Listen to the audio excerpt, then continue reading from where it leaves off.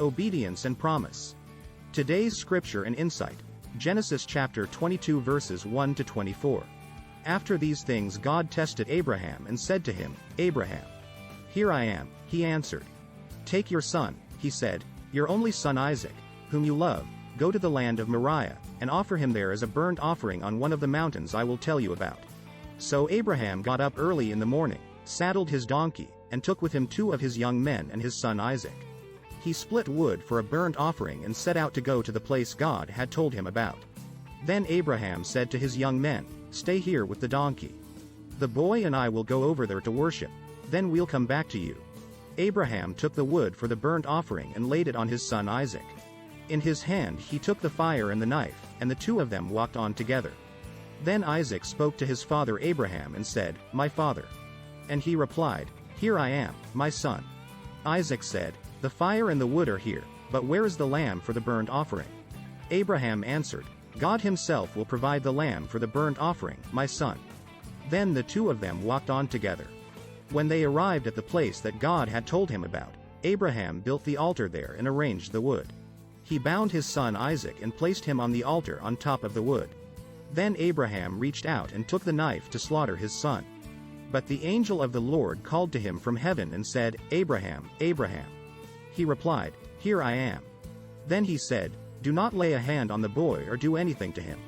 For now I know that you fear God, since you have not withheld your only son from me. Abraham looked up and saw a ram caught in the thicket by its horns. So Abraham went and took the ram and offered it as a burnt offering in place of his son.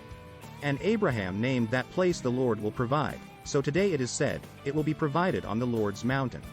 Then the angel of the Lord called to Abraham a second time from heaven and said, By myself I have sworn, this is the Lord's declaration. Because you have done this thing and have not withheld your only son, I will indeed bless you and make your offspring as numerous as the stars of the sky and the sand on the seashore. Your offspring will possess the city gates of their enemies. And all the nations of the earth will be blessed by your offspring because you have obeyed my command. Abraham went back to his young men, and they got up and went together to Beer-sheba. And Abraham settled in Beer-sheba. Now after these things Abraham was told, Milcah also has borne sons to your brother Nahor.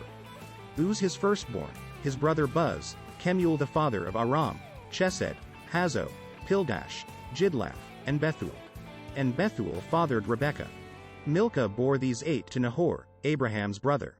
His concubine, whose name was Roimah, also bore to Ba, Gaham, Tahash, and Maachah. By this point in the narrative, the promised son, Isaac, had become a young man. Abraham's dream had come true, but into this paradise God suddenly said, Take your son. Abraham's response was to obey immediately. So he avoided the counterfeits of partial obedience and delayed obedience, following God boldly into the unknown. The book of Hebrews helps us understand what was going on in his head. The writer notes that Abraham considered God to be able even to raise someone from the dead.